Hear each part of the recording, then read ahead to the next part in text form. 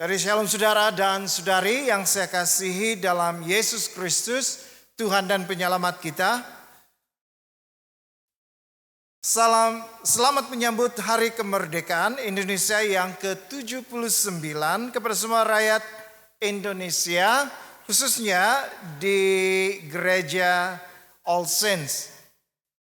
Kiranya Tuhan memberkati Indonesia. Nah, tajuk khotbah pada minggu ini ialah hidup dalam kesatuan. Hidup dalam kesatuan. Kesatuan bermaksud menjadi satu, bersatu atau menyatu, tanpa mengira perbezaan latar belakang, bahasa, suku kaum, budaya, ataupun agama. Hidup dalam kesatuan bukan berarti tidak ada perbezaan. Pasti ada perbezaan. Cara berpikir, latar belakang pendidikan, latar belakang kaum, bahasa, budaya yang berlainan. Tetapi pada hari ini kita akan belajar bahwa kita masih boleh hidup dalam kesatuan. Dan kesatuan itu dasarnya adalah Yesus Kristus sendiri. Jadi kita hidup dalam dunia yang seringkali terpecah belah karena perbezaan yang ada. Pandangan pribadi yang berbeda dengan orang lain, kepercayaan agama yang berlainan dengan orang lain, ataupun mungkin fahaman parti politik. Kita berbeza. Dan itu boleh menyebabkan konflik dalam masyarakat kalau itu tidak ditangani dengan baik. Tetapi saudara dan saudari yang saya kasih dalam Tuhan Yesus, dalam Kristus, dalam Yesus, kita ini yang terdiri dari pelbagai kaum, bahasa, budaya, seperti yang Anda saksikan dalam persembahan tadi.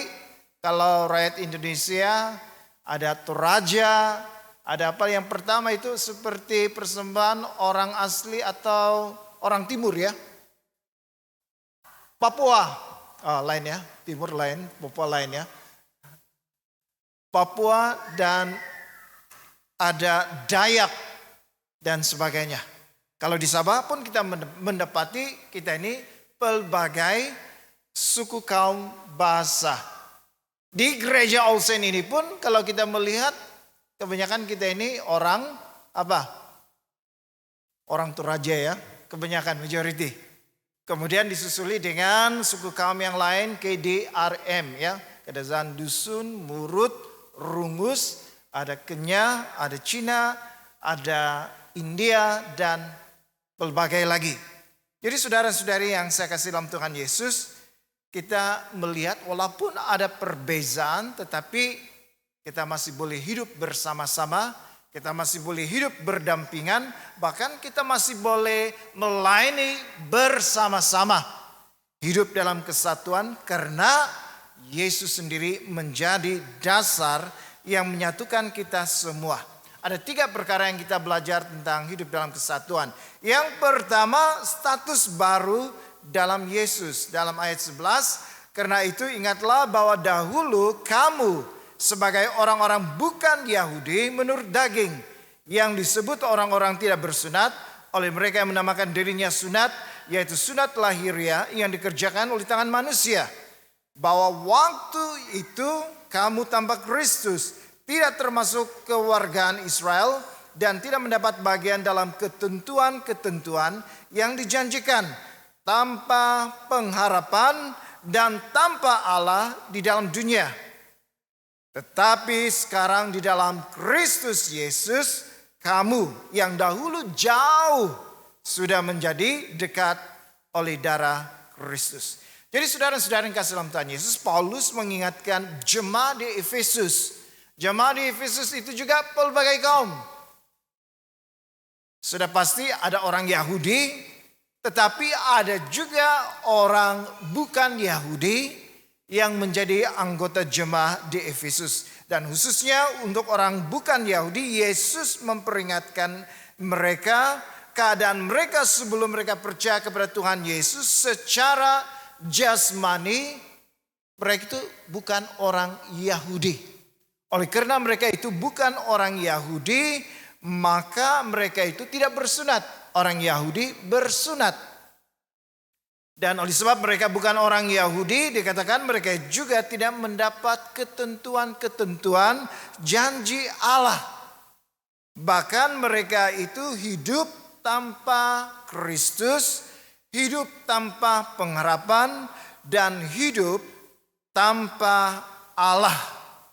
Ini keadaan orang bukan Yahudi yang berada di Efesus. Mereka itu tidak ada apa-apa hak istimewa jika dibandingkan dengan orang Yahudi.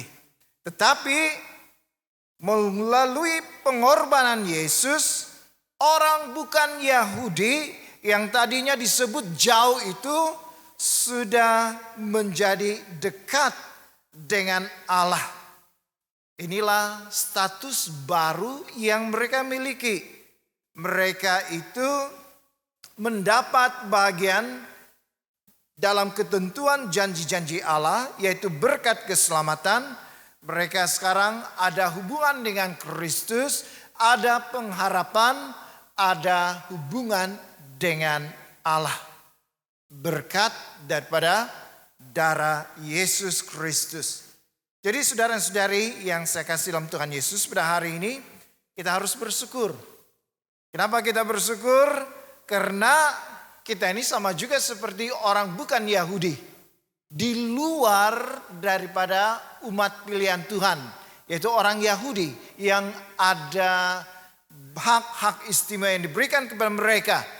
Tetapi walaupun kita bukan orang Yahudi, kita ini dari pelbagai suku kaum dan bangsa, tetapi kita diberikan status yang baru. Status yang baru ini yang kita terima setelah kita percaya kepada Yesus. Kita yang dahulunya jauh daripada umat pilihan Tuhan, tetapi sekarang sudah menjadi dekat karena pengorbanan Tuhan Yesus di atas kayu salib. Dan kita diberi status yang baru. Dalam Yohanes pasal 1 ayat 12 mengatakan, tetapi semua orang yang menerima Yesus, diberinya kuasa atau hak supaya menjadi anak-anak Allah.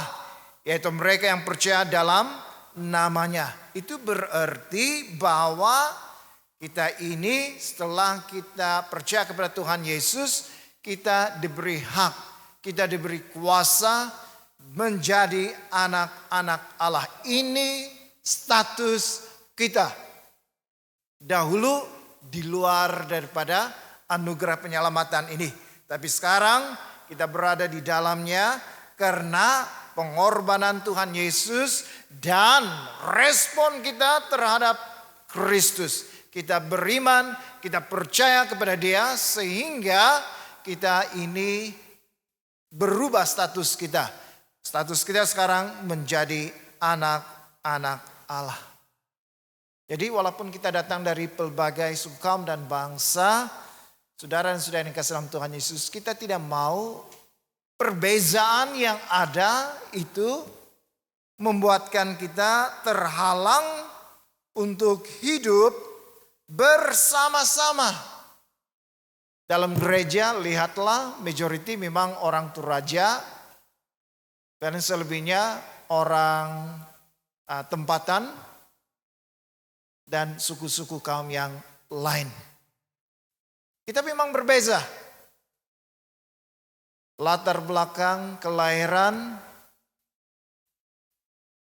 suku kaum, bahasa, bahkan budaya pun tidak sama. Tetapi perbezaan yang ada itu jangan menjadi penghalang bagi kita untuk hidup bersatu dalam Kristus. Kenapa? Karena status kita. kita ini anak-anak Allah. Siapa orang Toraja? Mereka adalah orang percaya kepada Yesus. Siapa orang Bumi Putra? Mereka adalah orang yang percaya kepada Yesus. Siapa yang dari suku kaum yang kecil?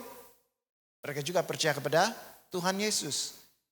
Kita berbeza, tetapi kalau kita percaya kepada Tuhan yang sama, Tuhan Yesus, Allah Bapa memberikan kita kuasa atau hak menjadi anak-anak Allah. Jadi sebagai anak-anak Allah tidak ada perbezaannya. Kita datang di gereja, kita dilayani, kita disambut dan sebagainya. Kita ini sama sahaja. Jadi saudara-saudara yang kasih dalam Tuhan Yesus, apakah karena terdapat perbezaan keturunan, bahasa, budaya, maka kita ini masing-masing hidup dalam kepompong kesukuan kita masing-masing. Saya Toraja, ya, Toraja, kumpulan Toraja. Saya orang Bumi Putra, kumpulan Bumi Putra. Dan suku-suku yang lain berpecah-pecah. Saudara dan saudara yang kasih dalam Tuhan Yesus, adakah karena kita berbeza, maka kita saling mencurigai antara satu dengan yang lain? Adakah kita berbeza, maka kita ini tidak mau bergaul dengan suku yang lain? Saudara dan saudara yang kasih dalam Tuhan Yesus, bagaimana kita boleh hidup dalam kesatuan sebagai jemaah di All Saints ini jika kita ada pikiran yang sedemikian? Bagaimana kita boleh melayani Tuhan? Tuhan yang kita layani itu Tuhan itu hanya satu, tetapi kita tidak ada roh kesatuan dalam melayani Tuhan karena kita bersifat resist, ya, resist pasal budaya, resist pasal suku dan sebagainya. Saudara dan saudara yang kasih dalam Tuhan Yesus, ingatlah status baru kita sekarang. Asal kita percaya kepada Tuhan Yesus, kita ini disebut sebagai anak-anak Allah. Walaupun kita berbeza, tidak apa-apa.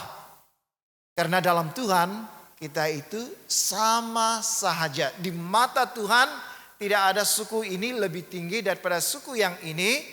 Tidak ada suku ini yang lebih penting daripada suku yang ini.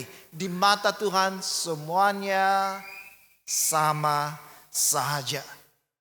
Jadi ya dalam kepelbagaian kita suku kaum di All Saints ini jangan membuatkan kita terpisah.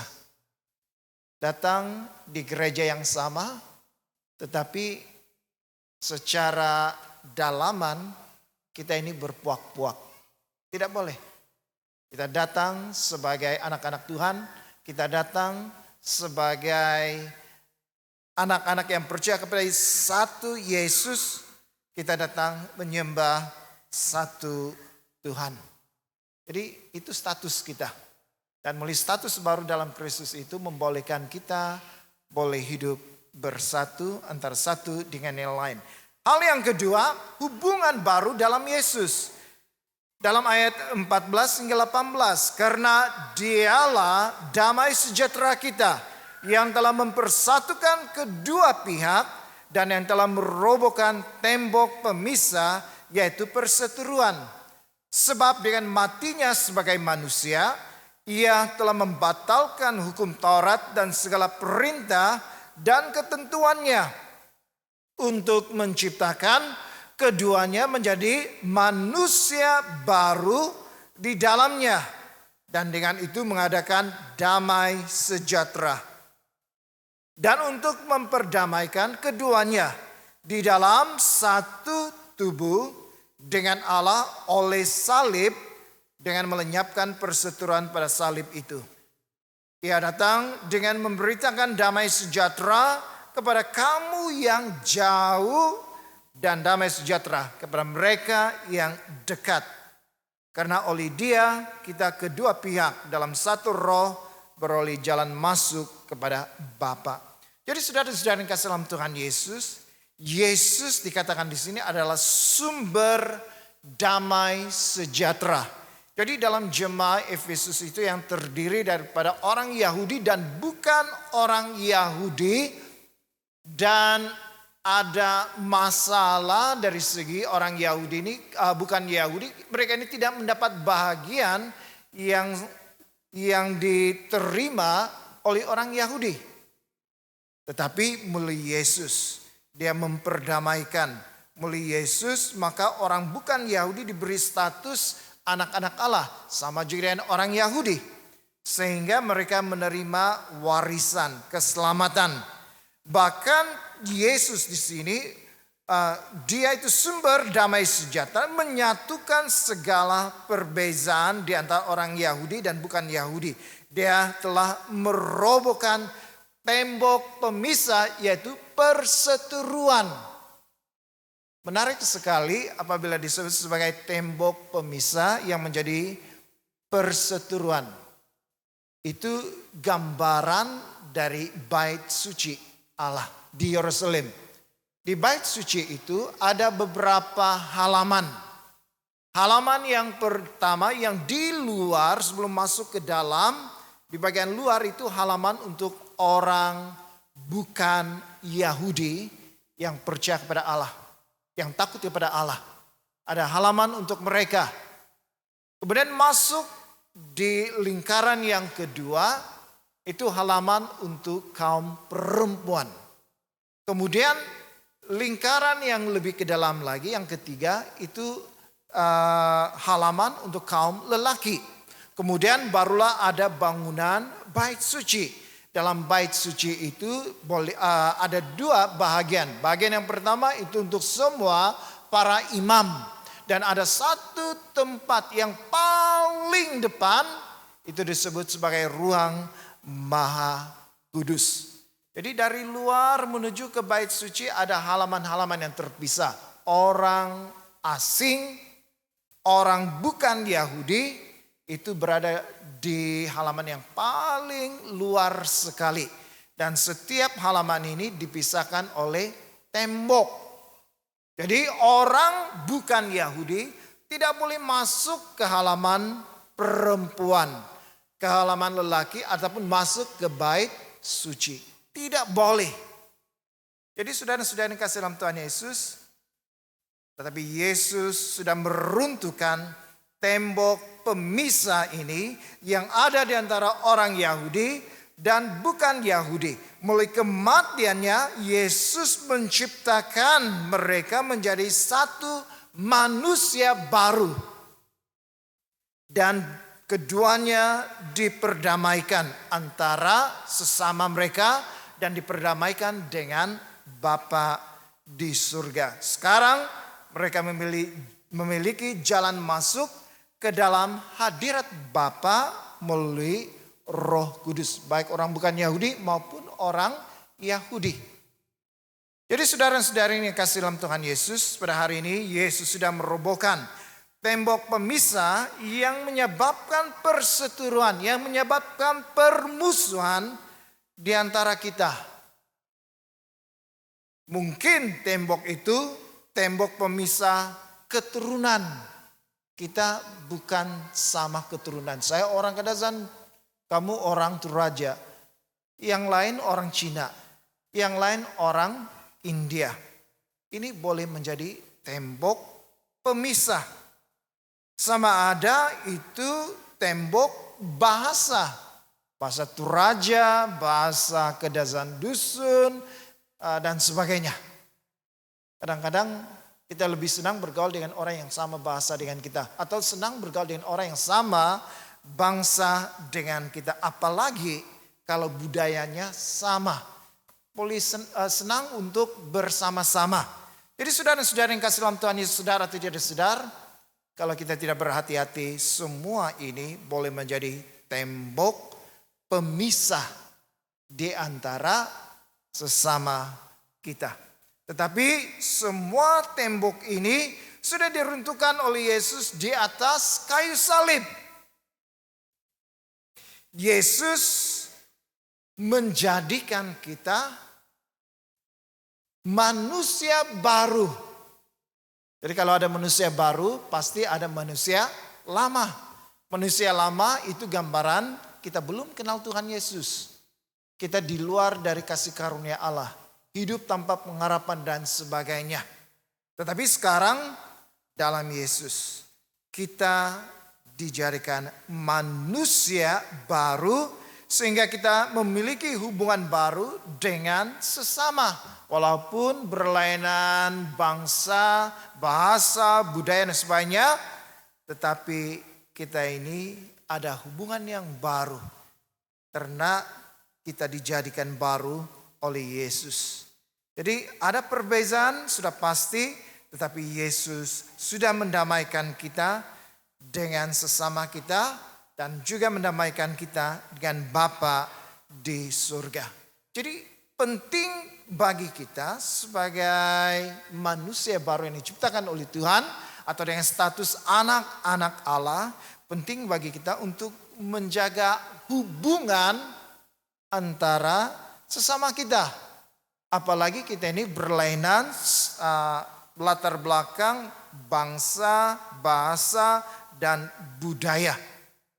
Kita harus menjaga hubungan itu dengan damai. Berdamai dengan semua orang dan hidup dalam keharmonian. Bukan hanya di konteks kita di gereja, tetapi di sekolah, di rumah, di tempat pekerjaan, atau di mana-mana saja. Terutama di gereja inilah. Kita memang datang dari latar belakang yang berlainan, yang berbeza, tapi kita mau menjaga hubungan antara sesama kita. Saya pernah menyaksikan sendiri sebuah gereja. Masalah dalam gereja ini, siapa yang mau menjadi pemimpin atau menjadi ketua sidang. Dan ada dua orang tokoh pemimpin dan dua-dua ada pengikut. Dan apa yang saya perhatikan, mereka ini saling sindir menyindir. Kalau yang satu khotbah, dia sindir yang satu. Kalau yang satu berdiri untuk khotbah, dia sindir yang satu. Bahkan ada kelompoknya masing-masing. Kalau mereka membuat persembahan seperti tadi, persembahan lagu, saling menyindir. Saudara dan saudara yang sekasih dalam Tuhan Yesus, ini bukan teladan atau contoh yang baik yang patut kita contohi. Bahkan dalam gereja di Korintus, jemaat juga berpecah-pecah. Mereka mengatakan, aku dari golongan Apolos, aku dari golongan Paulus, aku dari golongan Kefas, aku dari golongan Kristus. Satu gereja tetapi ada 4 kelompok yang berpecah-pecah. Saudara dan saudara yang kasih dalam Tuhan Yesus, kalau itu ada di dalam gereja kita, memang susah lah. Susah kita mau bertumbuh, susah kita mau maju. Karena ada pepatah mengatakan, bersatu kita teguh. Bercerai kita kawin balik dalam. Bercerai kita runtuh. Tidak ada kekuatan. Tidak ada kekuatan. Itulah sebabnya kita mempunyai hubungan yang baru karena Yesus sudah mendamaikan kita antara sesama kita walaupun terdapat perbedaan supaya kita boleh hidup harmoni. Kita boleh hidup bersama-sama, berdampingan walaupun latar belakang kita berbeza. Jadi saudara-saudara yang kasih dalam Tuhan Yesus, jangan bawa pikiran kesukuan itu di gereja. Kalau saya dari kelompok E, saya hanya bergaul dengan kelompok E. Kalau saya dari kelompok B, saya hanya bergaul dengan kelompok B.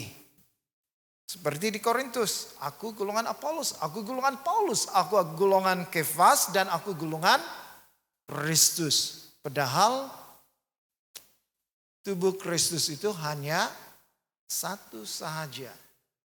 Jadi kalau kita tidak menjaga hubungan baru kita dalam Yesus, kita akan berpecah belah. Jadi mari kita bersatu, hidup dalam kesatuan. Dan yang ketiga, Kehidupan baru dalam Yesus. Dalam ayat 19 hingga 22. Demikianlah kamu bukan lagi orang asing dan pendatang, melainkan kawanan sewarga dari orang-orang kudus dan anggota-anggota keluarga Allah yang dibangun di atas para rasul, dasar para rasul dan para nabi dengan Kristus Yesus sebagai batu penjuru. Di dalam Dia tumbuh seluruh bangunan rapi tersusun menjadi bait Allah yang kudus di dalam Tuhan. Dan di dalam Dia kamu juga turut dibangunkan menjadi tempat kediaman Allah di dalam roh. Jadi Paulus mengatakan kehidupan baru orang bukan Yahudi dalam Kristus itu menjadikan mereka satu keluarga dengan orang Yahudi. Setelah mereka percaya kepada Tuhan Yesus, mereka juga mendapat bahagian yang dijanjikan Allah khusus untuk orang Yahudi. Setelah mereka percaya kepada Yesus, Yesus sendiri sebagai agen damai sejahtera, pendamai. Jadi kedua pihak ini yang jauh dan yang dekat ini diperdamaikan semula. Jadi bukan lagi sebagai orang asing dan pendatang, kata firman Tuhan di sini. Kalau cakap pasal pendatang ini agak sensitif sebenarnya mau disebutkan pendatang. Jadi dalam kehidupan yang baru ini mereka ini tidak lagi disebut sebagai pendatang atau orang asing, tetapi sebagai kawan sewarga dengan orang-orang kudus. Yesus menjadi batu penjuru yang menopang atau menjadi dasar semua ajaran rasul dan nabi untuk membangun tubuh Kristus itu. Mereka menjadi bagian daripada bait Allah yang kudus, tempat kediaman Allah di dalam roh. Jadi saudara-saudara yang kasih dalam Tuhan Yesus, pada waktu dahulu kita ini hidup tanpa Yesus, hidup tanpa keselamatan, hidup tanpa pengharapan dan sebagainya. Tetapi oleh kematian Yesus di atas kayu salib, segala tembok pemisah, perbezaan-perbezaan yang ada itu sudah diruntuhkan. Kemudian Yesus mendamaikan kita dengan sesama kita dan mendamaikan kita dengan Bapa di surga. Nah, apa tujuannya? Tujuannya supaya kita menjalani kehidupan baru dalam Yesus. Kehidupan baru itu sebagai anggota keluarga Allah. Kita ini anggota keluarga Allah. Kalau Anda perasan setiap kali kita mengadakan pembaptisan, upacara pembaptisan, doa yang di bagian akhir hampir ya, akhir daripada upacara pembaptisan itu, ada satu doa untuk menyambut mereka yang sudah dibaptis dalam keluarga Allah. Jadi setiap kita yang percaya kepada Yesus, selain kita anak-anak Allah, kita juga ialah keluarga Allah. Kalau bercakap tentang keluarga, kita cukup paham ini tentang keluarga. Karena kita pun masing-masing ada keluarga. Tetapi keluarga ini lebih luas. Walaupun secara pertalian darah kita tidak tidak ada pertalian darah. Karena kita keturunan yang berbeza, bahasa ibunda yang berbeza, budaya kita yang berbeza. Tetapi di dalam Tuhan kita menjadi sebuah keluarga Allah yang besar. Jadi sebagai keluarga Allah yang besar, inilah kehidupan baru kita yang kita terima daripada Tuhan. Sebagai keluarga Allah yang besar ini kita mau menjaga keluarga kita ini. Kita mau menjaga. Beberapa masa yang lalu ada anggota keluarga kita yang dilanda banjir. Walaupun ada di antara kita yang tidak terlibat dalam banjir itu, tetapi kalau kita melihat keadaan jemaah yang terlibat dalam banjir itu, kita pun rasa sakit juga ya. Kita rasa sakit juga. kita rasa penderitaan mereka. Mereka yang kehilangan harta benda. Kita turut merasakan itu. Saudara dan saudara yang kasih dalam Tuhan Yesus.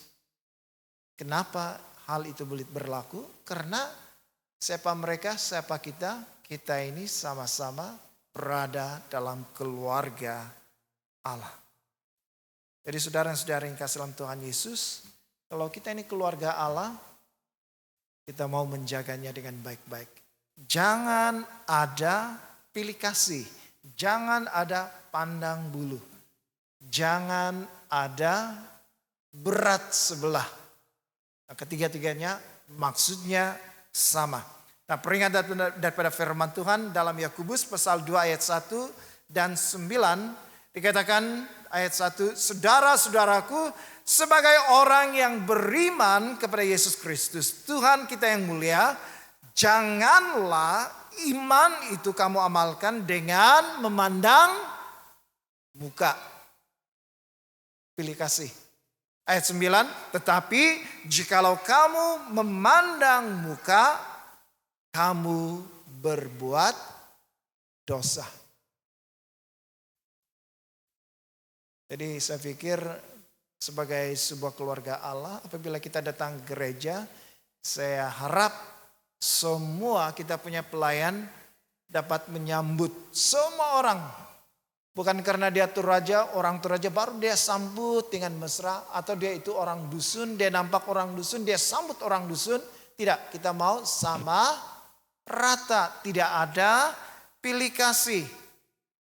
Jangan sampai orang yang ada pangkat, ada kedudukan dalam masyarakat, orang terhormat, orang kaya, kita sambut betul-betul dengan penuh hormat. Tapi kalau orang yang datang cukup sederhana, pakai selipar saja datang ke gereja, lalu kita punya cara layanan itu berbeza. Saudara dan saudara yang kasih dalam Tuhan Yesus, kalau kita mengamalkan memandang muka, pilih kasih atau berat sebelah, saudara dan saudara yang kasih dalam Tuhan Yesus, kita tidak boleh hidup sebagai keluarga Allah. Jadi kalau sebagai keluarga, walaupun perlainan suku kaum dan bangsa, mari kita menerima semua tanpa pilih kasih. Karena mereka juga keluarga. Kita juga keluarga Allah. Jadi itulah saudara dan saudara yang kasih dalam Tuhan Yesus, pada hari ini Yesus memperbarui status kita. Yesus memperbarui hubungan kita. Dan Yesus memperbarui kehidupan kita supaya pada akhirnya kita boleh hidup dalam kesatuan. Kita boleh saling menerima antara satu sama yang lain walaupun kita ini berbeza. Kenapa? Karena status kita anak-anak Allah. Dan Yesus sudah meruntuhkan tembok pemisah. Karena di dalam Yesus kita ini menjadi manusia baru. Di dalam Yesus kita menjadi keluarga Allah. Perbezaan yang ada itu bukan hal yang penting. Yang penting sebagai keluarga bagaimana kita saling menerima. Bagaimana kita saling bersikap antara satu sama yang lain. Jangan ada pilih kasih. Jadi saya mendorong semua jemaat di All Saints ini. Kita yang berbilang bangsa, berbilang budaya, berbilang bahasa ibunda. Ingatlah satu perkara, kita ini satu dalam Yesus. Jadi kita mau hidup bersatu bersama-sama. Mari kita berdoa. Bapa di surga, terima kasih untuk firman Tuhan yang kami dengar hari ini. Tolonglah kami Tuhan supaya kami ingat status baru kami dalam Yesus. Kami ini ada pengharapan yang baru. Kami ini ada keselamatan. Kami ini ada hubungan dengan Bapa di surga. Tolong ingatkan kami, karena kami memiliki kehidupan yang baru. Kehidupan yang baru ini sepatutnya kami jalani tanpa mengira latar belakang, bahasa budaya, dan sebagainya yang menjadi perbezaan. Karena Yesus Kristus mati di atas kayu salib untuk meruntuhkan semua tembok pemisah ini. dan menjadikan kami manusia baru sehingga kami menjalani kehidupan yang baru dalam Yesus. Tolong kami ya Tuhan, supaya kami memiliki kehidupan yang baru, kehidupan sebagai anak-anak Allah. Bagaimana kami bersikap antara satu sama yang lain, dan bagaimana kami tidak harus mengamalkan pilih kasih yang akan merosakkan kesatuan kami. Jadi pada hari ini Tuhan, kami mohon biarlah roh kesatuan Tuhan curahkan dalam kalangan kami. Supaya walaupun kami berbeza latar belakang, kami hidup bersatu dalam Yesus. Dalam nama Tuhan Yesus kami berdoa. Amin.